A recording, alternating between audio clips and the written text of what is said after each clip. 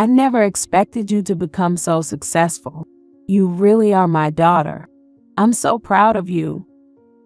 When I was 12 years old, my mother, who had a sick younger sister, vanished without a trace.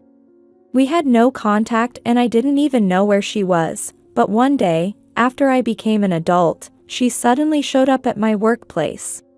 It seems she had accidentally found out that I graduated at the top of my class from medical school.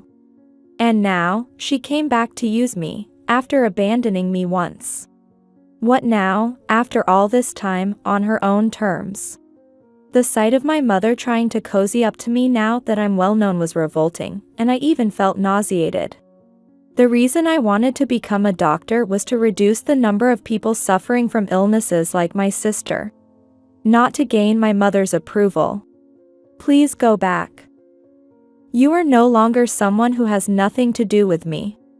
I firmly declined, and my mother seemed taken aback by my resolute attitude. While I didn't want anything to do with my mother, I was worried about my sister and wondered if there was any way I could examine her. As I looked at my sister, she was silent, but her eyes clearly pleaded for help. Seeing that, I impulsively pulled my sister's wheelchair and dashed into a nearby empty examination room. "Wow, Rachel, it's been so hard." As soon as we entered the examination room, my sister burst into tears as if cutting loose. I was speechless at the story of the last 14 years she shared. I decided I wouldn't let our mother have her way anymore. What I did next was, my name is Rachel. At 26, as a newcomer to the workforce, I am leading a busy yet happy life. Although I can now say I live a happy life, my childhood was far from happy, filled with hardships. It all began when I was 10 years old. The father, who had been the central figure of the family, passed away due to illness. Until then, our family was just a normal, close-knit family of 4. Surrounded by a kind father and mother, and a sweet younger sister, I lived a life without any want. But everything crumbled suddenly when my father passed away due to illness. The first to go off kilter was my mother. She had always been mentally fragile, with severe mood swings, and sometimes she would lash out at my sister and me when irritated. As children, my sister and I were only shocked by our mother's sudden change, but our father always stopped her when he saw her raising her voice, so we never thought much of it. My mother was somewhat dependent on my father, so as soon as he intervened, she would calm down and cozy up to him. But then, he passed away. My mother's depression was severe. At one point, she couldn't do anything and would shut herself in her room all day, mentally broken down. In that state, she couldn't work properly and quit her part-time job to stay at home. Fortunately, the inheritance and life insurance left by my father were substantial. Moreover, my maternal grandparents, who had already passed away, were wealthy, and my mother had inherited a considerable amount of their estate. So, even though my mother was unemployed, our family didn't face financial troubles. However, my mother's behavior became increasingly strange day by day. She began to dote abnormally on my often ill and frail sister, Kristen. And she became stricter with me. Mom, I'm hungry. Annoying. I'm busy taking care of Kristen. Here's some money. Go buy yourself something to eat. That was how my mother handled it, without cooking, just giving me money. But all she gave me was $2. I could only buy a snack, and I stopped having proper meals at home. Also, my mother used my sister's illness as an excuse to stop attending any of my school events. I need to be by Kristen's side. I don't have time for your trivial events. My mother said that and would even skip parent-teacher conferences, not to mention sports days or school performances. The school contacted us several times requesting her presence, but my mother dismissed them, claiming she needed to care for a sick family member. Looking back now, I realize how problematic my mother was. But at that time, she was still my only parent.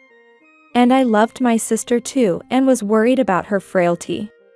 So, I turned a blind eye to being neglected and convinced myself to endure whatever unreasonable things my mother said. I probably should have asked for help, but my maternal grandparents were both deceased, and my paternal grandmother, though still alive, was elderly and in a care facility. In such circumstances, with no other relatives to turn to, I never thought to rely on anyone else. While I was neglected by our mother, my sister adored me. I loved my dear sister too, and I believe we were what you'd call close sisters. My sister often said, "When I get better, I dream of becoming a hairstylist," as she played with my hair. Kristen, you're amazing. I can't even do a simple braid. Don't worry, I'll always do your hair for you. Though often looking unwell, my sister's eyes sparkled and her complexion looked healthy when she played with my hair, appearing like a healthy girl.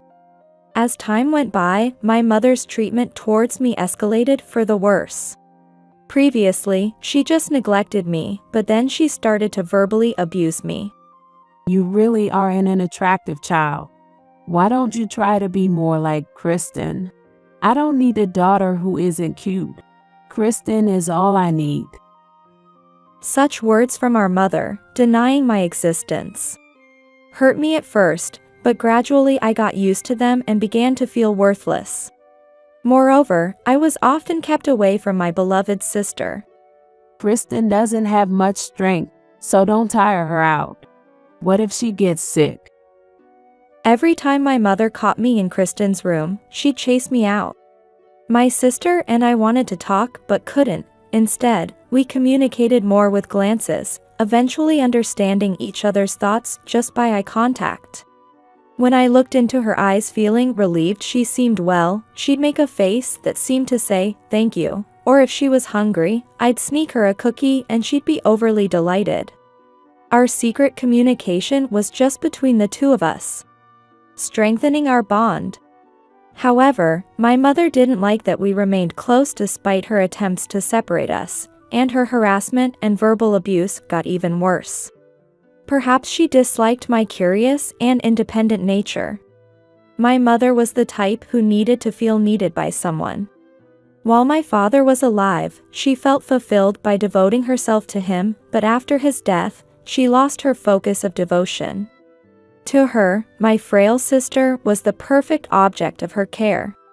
In contrast, since I was little, I had been able to manage without relying much on her, and so she was unable to show me affection. Now that I'm an adult, I can analyze this calmly, but back then, I never thought about such things. I just felt lonely, neglected by my mother after losing my father. I kept telling myself that once my sister got better, my mother would start to care for me again. I spent each day desperately convincing myself of this. 2 years had passed since my father's death. On my 12th birthday, something I never imagined happened. When I returned home from school, the house was unusually quiet. Maybe, just maybe, my mother and sister were planning a surprise for my birthday. Upon arriving home, I briefly thought this might be the case. I decided to secretly find them hiding somewhere in the house to surprise them instead. So, I began to search quietly. However, no matter where I looked, I couldn't find my mother and sister. And upon closer inspection, I noticed that clothes and personal items were missing from their rooms. What on earth could this mean? My excitement quickly turned to panic. I searched the house again, but there was no sign of my mother and sister, and checking the calendar, it wasn't my sister's day for a medical appointment. Panicked, I rushed back to school and told my teacher everything as it was. At first, my teacher listened to my story with a look of shock, but his expression gradually hardened. After I finished telling everything, he contacted Child Protective Services. After explaining the situation and consulting with them, I was taken into temporary custody by Child Protective Services. I couldn't quite grasp the situation of my mother and sister suddenly disappearing, and my mind was in total chaos. One thing became clear: it seemed I had been abandoned by my mother. The realization made me feel like the world had gone dark before my eyes. Was my physically weak sister safe? What was my mother thinking when she left me? Various doubts and anxieties swirled around, and I silently cried in my bed. A few days later, I was called by the director of the Child Protective Services facility. Looking frail from anxiety and lack of sleep, he had sad news for me. Rachel, from today, you'll be living here. Those words confirmed that my mother had abandoned me. I had somewhat prepared myself during the days she hadn't returned, but the sadness still overwhelmed me and couldn't be stopped. Why? Why did you leave me, Mom? I was so sad. I cried loudly and uncontrollably.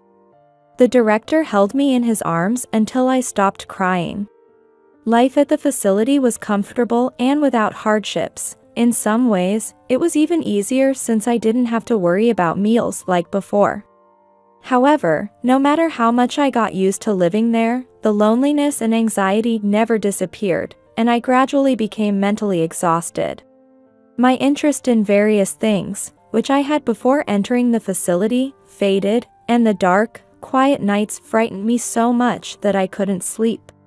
The director was very concerned about my increasingly emaciated appearance.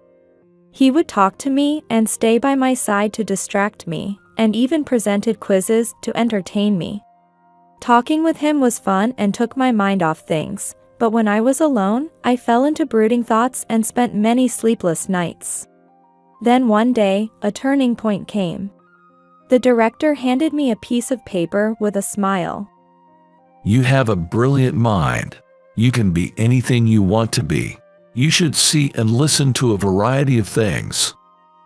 What he handed me were the results of an IQ test I had taken earlier, which he had mentioned was just a quiz. Apparently, my IQ was higher than most people, and I was in the top few percent.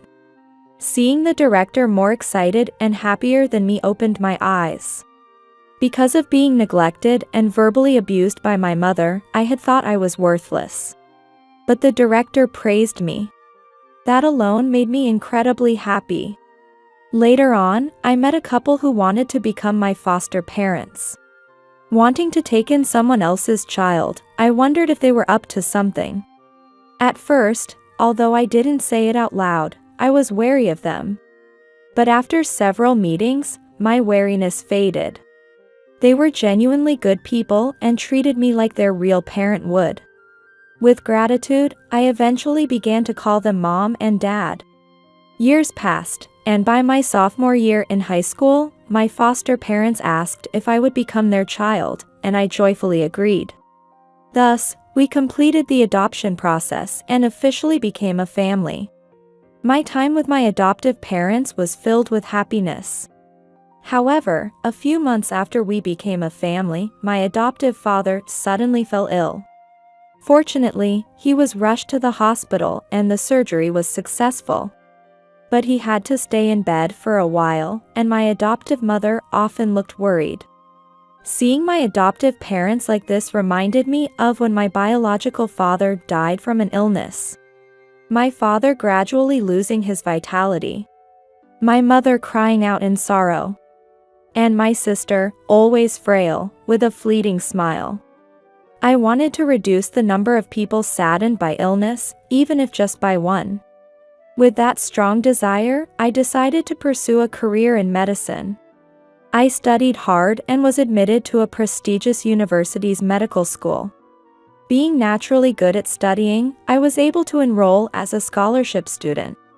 Becoming a scholarship student was a great relief, as I was worried about financially burdening my adoptive parents. I continued to study diligently at university and graduated as the valedictorian. I then passed the medical licensing exam and started working as a resident at a university hospital. My days were filled with learning and tense situations, as mistakes were not allowed when dealing with patients. Although busy and demanding, I found great fulfillment in my work. One day, while living like that, an astonishing event occurred. While I was working in the back area, a nurse from the reception came over. I thought it was about work, but what she said was completely unexpected. Someone is here to see you. I had no idea who it could be. Perhaps a patient I had treated before had come for a visit. With that guess, I left the back area, and there they were. Rachel, it's been a while. Mom. And Kristen. It was my biological mother and sister, whom I hadn't seen in 14 years. Moreover, my mother was waving at me with joy, and my sister was slumped over in a wheelchair. I was shocked and confused by this sudden encounter. What on earth was going on for her to come see me now of all times? I had a bad feeling about it, and it seemed it wasn't going to be just a brief chat. Quickly assessing the situation, I tried to remain calm and made an apologetic face, saying to them, "Sorry, I'll be free in about 30 minutes. Can you wait in the lobby until then?" I told them this. Of course, come when you're ready. My mother said cheerfully and left with my sister.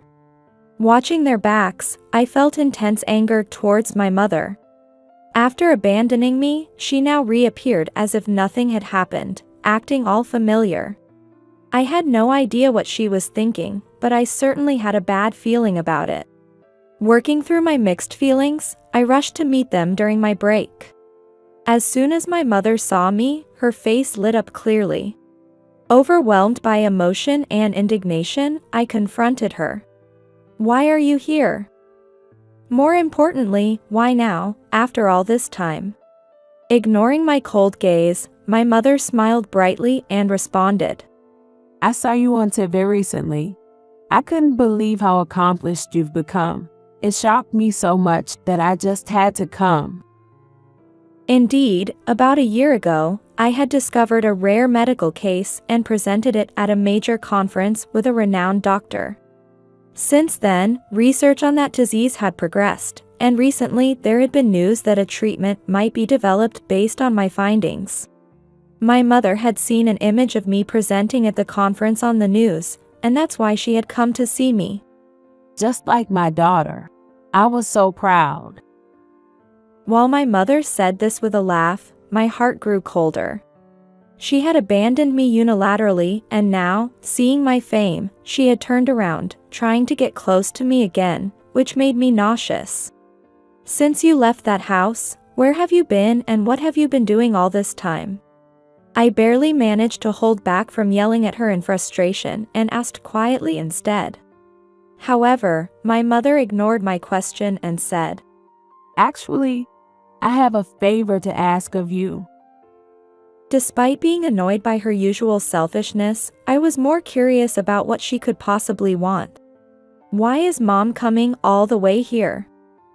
What kind of impossible demand is she going to impose on me this time? I wonder if it's something financial. As I braced myself for her request, it turned out to be unexpectedly simple. It's nothing difficult. If you ever appear on TV or give lectures, I want you to introduce me as your mother. What? What do you mean by that? I was baffled by her unexpected request and frowned. According to her, she had started searching for information about me on the internet after seeing me on TV. She had learned that I graduated as the valedictorian, believing that someone so intelligent was bound to become famous. She saw an opportunity to position herself as the mother of a famous doctor. That's why she came to see me. I was confused about where such an idea had come from. There were so many things to question in her story, but the word mother particularly struck me. She had neglected and verbally abused me, and ultimately abandoned me, yet now she planned to act as if she had been a mother to me. Suppressing the anger rising within me again, I spoke plainly to her. I have adoptive parents who took me in and gave me all their love. They have been my true parents. You, who barely took care of me and abandoned me, I cannot see you as my mother. Therefore, I must decline your request. I said this firmly, and my mother's complexion changed. Don't be insolent. I gave birth to you. You are legitimately my child. A child should simply listen to his or her mother." Her face, which had been gentle moments ago, contorted into an ugly sneer as she yelled. When I was young, I was frightened by her yelling and had no choice but to obey or apologize, even when it made no sense.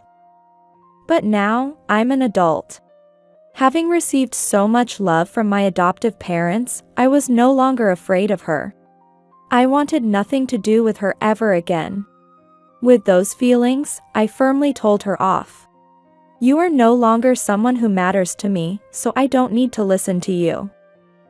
I thought we were already estranged. Please, just go home." Faced with my firm stance, my mother seemed taken aback. All I wanted was for her to give up and leave me alone. However, my only concern was my sister. Before my mother could take her away, could I possibly give her a medical examination? Turning to my sister, I saw her making eye contact like when we were children. When I looked into her eyes for the first time in years, it seemed like she was silently pleading for help, and I couldn't resist checking on her physical condition. Almost impulsively, I grabbed her wrist to check her pulse. "What are you doing?" My mother screamed at my sudden action, but I didn't care. The wrist of the sister I hadn't touched in years was unbelievably thin. As I stood shocked by its frailty, my sister spoke in a feeble voice strained with effort. "Rachel, I need to talk. I have something to say." Sensing an urgent situation from her condition, I snatched my sister's wheelchair from my mother and rushed into an unused examination room nearby. Slamming the door shut and locking it, I heard my mother pounding and screaming from the outside. "Stop messing around. Give Kristen back." She was banging on the door hard enough to break it, but soon security arrived and seemed to take her away, and the room was enveloped in silence. "Wow, Rachel, it's been so hard." My sister broke down in intense sobs. As I held her, tears streamed down my face as well. After she had calmed down from her crying, I listened to her story from the past 14 years. On the day they disappeared, my sister said our mother suddenly told her they were going out. When she mentioned that I wasn't around, our mother had assured her, "Your sister went ahead, she's waiting for us, it's fine." Of course, that was a lie, but my sister, believing her words at the time, followed her.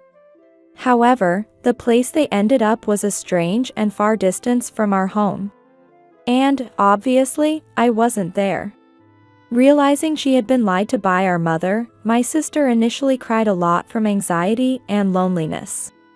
But each time, she was yelled at by our mother, and because it was so frightening, she gradually stopped crying. Spending her days trying not to provoke our mother, years passed. My sister had been frail as a child but seemed to have gradually grown stronger and was able to spend her days more energetically. Mother did not like this. She enjoyed being treated as the devoted mother nursing a sick daughter by those around her. To maintain this status, she first subjected my sister to psychological pressure to ensure compliance. She would say things like, "If you don't listen, mommy will disappear, or then no one will take care of you." Kristen, almost every day. There was a lot of yelling too. Gradually, I felt like I couldn't survive without doing what mom said. I felt increasingly cornered. My sister recounted with a bitter expression. Under such control by our mother, my sister wasn't allowed out of the house, had no contact with anyone, and was kept emaciated by being severely underfed. Furthermore, portraying my sister as sick, our mother did even worse by forcing her to ingest unnecessary amounts of medication to make her ill and call emergency services. At the hospital, she would say, "My daughter is unstable and has overdosed," and to neighbors, she lied, it was an attack of her chronic illness. As this repeated, suspicions arose among the people around her and the hospital, but before the lies were exposed, our mother took my sister and moved to another town like a night escape. My sister explained that for the past few years, she had been caught up in our mother's fabrications, repeated time and again. However, it seemed our mother was no longer satisfied with just being seen as the devoted mother caring for a sick daughter. At that time, she happened to see me on the news. She thought that me being famous must have widened my circle of acquaintances. Therefore, my mother apparently attempted to re-establish the connection with me and to gain more sympathy by speaking about my sister in front of more people. Due to the pressure from our mother over the years, my sister had been unable to seek help from anyone. But seeing me after so long, she realized if she didn't ask for help now, she might never get another chance. So, she gathered the courage to reach out to me. While recounting her fears from those times, she sometimes trembled and eventually finished talking. I embraced her again. Thank you for telling me. From here on out, leave it to me. After calming her by stroking her head, I took out my smartphone and called the police. Leaving my sister there for a moment, I went to find our mother, who was likely restrained by security nearby. I found my mother and the security guard in a nearby lounge area, explained the situation to the guard, and asked him to keep her restrained until the police arrived. Then, turning back to my mother. After hearing my sister's story, I felt even more unforgiving towards her and scornfully spat out. I've heard everything from Kristen and called the police. No one will think of you as a devoted mother anymore. My mother, resigned and sitting on the floor, looked up in shock at my words, then silently hung her head. Glancing at her one last time, I returned to the examination room where my sister was waiting. Later, the police arrived, and after we provided our statements, they took our accounts and said they would conduct a thorough investigation. Following the police interview, I got my sister see an internal medicine physician just to be safe. The examination revealed that she did not suffer from an illness that required a wheelchair, her leg muscles were weak but she could walk without issue, and she was severely malnourished. It turned out the wheelchair was just part of our mother's performance to elicit more sympathy, forcing my sister into it unnecessarily. Indeed, my mother had been up to nothing good. My sister was hospitalized for a few days just to be safe, and after her discharge, it was decided that I would take her in. Even after her discharge, her physical functions remained generally weakened. Slowly and steadily, over a long period of recuperation, her health finally improved to that of an average person. Eventually, the mother, who had been detained by the police, faced trial and was sentenced to prison. I attended the court several times to testify, but my mother continued her selfish testimony. When I took the stand, her delighted declaration, "That's my daughter. She's a doctor," felt almost delusional. Thinking we would never see her again. Which brought a sense of immense relief, and my sister and I exchanged relieved glances. As her health improved, my sister began to talk again about her dream of becoming a hairdresser, just like before. Her face was clear and she smiled beautifully, making me feel incredibly happy that she could smile again. Now that she was surely okay, I decided to introduce her to my adoptive parents. Even though the meeting was still some time away, her nervous excitement was quite endearing. Amidst all the household upheaval, I successfully completed my residency program. Now working as a full-fledged doctor, I renewed my resolve to become a great physician, not just for my sister and my adoptive parents, but also in memory of my biological father who must be in heaven.